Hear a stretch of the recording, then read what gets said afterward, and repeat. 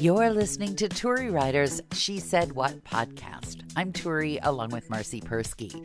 In this installment, what kind of juice as an actor do you have to be able to say, I'd like to put some clothes on, please?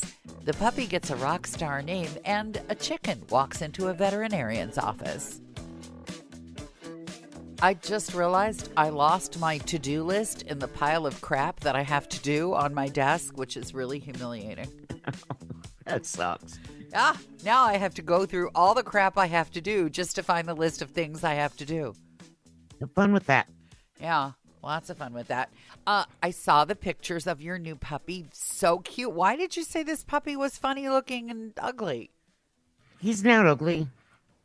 He's adorable. No, I usually pick the funny looking ugly ones. He's very cute. He really is. He's a cute puppy, and he's very smart, and he's learning really quickly. What is he learning? I almost hate to ask. He has learned to go potty. Oh. And he pees outside. Oh, good. Yep. He knows how to sit, because I make him sit before I take him out. When I open the door, he has to sit. Good. And the same when we come in. Oh. And he knows Jerry come. And he'll come running. I love how you tricked your husband again. Last time you told your husband Scarlett Johansson was at your house, and that's how you sprang Scarlett Johansson, the dog, on poor Frankie. And then this time you told him Jerry Garcia was at your house. the spirit of Jerry Garcia. Since he's kind of gone. Yeah, I could see how he fell for Scarlett Johansson, but it would have required quite something to have actually had Jerry Garcia at your house. Well, my husband wanted to name him Dirty Dingus McGee, which is like one of the worst Frank Sinatra movies. Oh, is it really? Seen. I wondered where the heck it came from. Yes, it's the name of a Frank Sinatra movie, and it's so bad. It is so bad. It's like the worst movie I've ever seen, so everybody find it and watch it. It's horrible. It's embarrassing.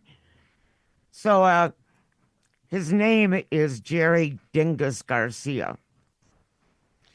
And so that's his full name. All right. And Frankie pretends he hates him and then cuddles him like while he's sleeping on the couch. Loves the cats, and he sleeps on the couch while Frankie watches his boy TV. What is boy TV for Frankie? Stuff with a lot of blood in it. Oh, yeah, I thought you might say that. Yeah, I do not. Even fake blood makes me want to just pass out. Speaking of bad TV, I finally saw a series that a lot of people have really loved, and it's smart and it's well written. But this particular actress, I'm not going to name the series, and I'm not going to name the actress, I think, because what? Why not? Well, because of what I'm about to say. But they get paid a lot of money. They should be able to take some constructive criticism. It's not that, and it's not her fault. It's not constructive. No, I don't think it really is, because now that you mention it, this is not constructive criticism, and it's not her fault. But clearly she's being hired because she has a body type that a lot of the guys who are hiring her like. Because I would say a good 40% of this series and the series she was in before feature her in her underwear. Even though the show has very little to do with underwear. It has something to do with outerwear. But they spend a lot of time showing her underwear and her ass. And I'm just thinking to myself, if I were a guy who got no attention from women and I were smart and a good writer and had talent, I might say to myself, the way a lot of guys in radio said, if I really want to get laid, what I need to do is be a DJ and girls will think I'm cool. And now what is happening is guys think, yeah, I'm really smart and I'm really funny, but I look like hell. So what I'm going to do is I'm going to write or direct a TV show, and then I can get my favorite hot chick of an actress to wear her underwear around the set for me to enjoy. And I think that's definitely a thing now. Because this... Yeah, I don't. I think it's all about getting viewers and money. And they want all those young men to keep watching. I think if that were really true, they would have picked an actress with some kind of chest. I don't know. That the flat stuff is in right now. You may be right. I read that women who were having breast enhancements are now paying money not only to have them removed, but to have a Yeah. lot of their. The whole thing just puzzles me. Now you want them, now you don't. But I would say that this particular actress gets a lot of attention focused on her ass. Well, guys like that too. Depends on the guy. The irony of this particular show is it's supposed to be about very powerful women. And for some reason, nobody seems to have picked up on the irony that all the filming of this very powerful women has a lot to do with how they are in their underpants. I don't understand why no one has pointed out that there's an inherent contradiction there. And I also wonder, how famous do you have to be before you could say to the person who hired you, the person in this show actually, I believe, is one of the producers and directs a bunch of it. How famous must a woman actor be before she gets to say, enough photographing my ass, and I'm going to wear some clothes for the rest of the season? I don't think they do that. No? No, I don't. I do not think that actors and actresses, I think, are at the bottom of the pile, and producers, directors will say, well, you're easily replaced. We'll kill you off. What if she's also the producer and the director? What if she's that? I mean, can you not Then say... she's an exhibitionist, and she likes to show off her booty. Well, she's got a great ass, so I suppose that's fair. Yeah. I mean... If I had a good booty, I'd show it off. I've had a good booty in my lifetime, and I did not feel the need at all to exhibit myself. Well, I have the Persky booty, which is flat. Nothing. It's flat. Bones. Well, it is at the bottom what is now in vogue at the top. If we just turned you upside down. There you go. And backwards. I could go take my clothes off if you want, though, and sit here in my underwear. Oh, I wouldn't be the one filming that. You'd want to call this guy who put together this show. To me, it's the status quo right now on all the streaming channels. And there's a lot of gratuitous things that don't belong in many of the shows. And hence my husband, who goes and watches those shows in the workshop. And I watch my shows, well, these days, pretty much all day until my arm heals. So for him, it's booty and blood, not just blood. It's blood and booty. Blood and booty. Okay. No, it's blood and boobies. Oh. Well, I'm surprised he's not racing back and forth then from the house to his. No. All of the chest that he could want and then some at your house. That's true. But he watches those gladiator shows and the edge of science fiction shows. The spousal unit is out for a couple of days. Oh no. No, he's going to do some work out of town. Oh, good. Yeah, and I felt like I'd had my mind read because my to-do list, not the one I lost here, but my to-do list for him, because I have two lists, one for me and one for him, and the one for him is always longer and harder. I came back from the pool and he was, as if by magic, starting on the to-do list, which I hadn't even shown him yet. So, wowza. Yeah, I feel like maybe I should buy a lottery ticket today, but I don't buy lottery tickets. I do not give my husband to-do lists. No. I can't even imagine his reaction if I handed him a list and said, here's everything I need you to do. Well, if it were my husband, you'd say, thank God, maybe now you'll be quiet and stop telling me randomly as you walk through the house, this needs to be done, this needs to be done. Because for him, there's no peace. There's just no peace at all. The minute he walks into the room. And then the worst thing that I do is while he is actually completing a requested task, I deliver the next 3 tasks. Nice. Oh, my God. I'm the worst. The worst. I'm the worst. You're awful. I am.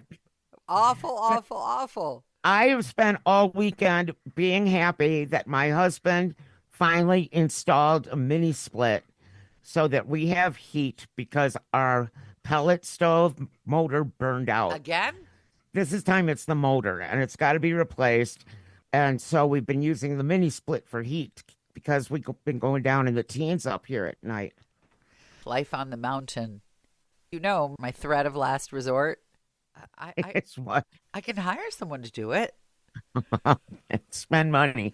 Isn't that the worst? I'm so mean. Mm-hmm. Yeah. He's He's all right. He's hanging in there. Frankie's really handy. I mean, he took this motor engine or whatever it is out all by himself. And then he started taking it around to different businesses. And then he talked to a buddy who this is his job, and he told him how to, reinstall it once he gets it. Well, that's good. And plus, when he takes it around to different places, he gets out away from you. He's around from the new pup from Jerry Dingus Garcia. Yeah, he's away from you and all of the things you represent. Random puppies showing up, things like that. So, how is Belly doing with the new puppy? Today she seems to be much more settled with him. The first day she followed him everywhere, like everywhere, really trying to intimidate him. Ooh. But he kept rolling over on his back, which is a sign of, you're the boss. Yep, submission. And he's been very submissive to her. Yesterday, it was kind of up and down. Today, she's been great. Okay. So, and that's only 3 days. 3 days. That's awesome. And my trainer said it could take, 3 weeks or longer. So today they were both playing with their own toys in the living room. It's kind of like my marriage. That's just like my marriage. We play with our own toys in the living room. That's great. Works out. That's the recipe for a happy relationship right there. But it seems like they're going to get along. We'll see. She said in 6 months there could be an issue. It's waiting to see if she accepts him and loves him and lets him be her seeing eye dog. Because she falls down the stairs now. Oh, her eyes have gotten really bad. Oh, poor little thing. I know. But she's still my little Velcro dog. She's sitting right next to me. He's in his baby house sleeping. Because he's had a busy day. And it's about to get busier because he's going to the vet for the first time. Oh, boy. In about an hour. Oh, boy. To get his first shots. I wonder if I would be happier going to a vet than a regular doctor. It costs about the same. Yeah, I think these days it does. But the insurance for the pet is better. Well, you'd have to disguise yourself. Yeah. You'd be able to use the insurance. Well, yeah, I'm thinking about it. It's a thought. What animal would you be? If I had to disguise myself? Yeah. Huh. Sheepdog. Nobody knows what's under there with a sheepdog. You know what? That's what Jerry Dingus Garcia's mother or father looks like a sheepdog. I can't remember which one. I know what's coming next, though. You're going to go online and start buying crap for him. Oh, no, I already did that. Oh, good. I'm lagging. Not online. I actually went to Flagstaff and picked stuff out. And I want to go back to you going to the vet. Yeah. The last time we were at the vet. Yeah. With I don't know who, because it seems like we're frequent flyers over there. Yeah. He had a chicken in a cage. Somebody brought in their chicken, and he was taking care of their chicken. And I just thought that was hilarious. Don't laugh. I know plenty of people who've taken their chickens to the vet. Really? For what? I do. My girlfriend, who is, you would think she would be harder-hearted, seeing as she's a doctor. But she had a chicken that had it was attacked by something, and she brought it to the vet. Aww. I know. Remembering now that the chicken recuperated in her bathroom. She turned her bathroom over to the chicken so that it became like a chicken hospital in there. Well, I just thought that was hilarious because he was in a the chicken, which was a kennel? A she. Yeah, they're all she's. And that's Chickens the puppies. are she's. Roosters, yeah, and roosters are he's. Right. It's always nice to end on an educational note. Yes. Makes people feel better about the 15 minutes they just wasted. Thanks for listening to the Turi Writers She Said What podcast. Since you've made it to the end, you might want to know that my book, She Said What? A Life on the Air, is not only available in print, but now also in complete audiobook form, narrated by me and available on Audible.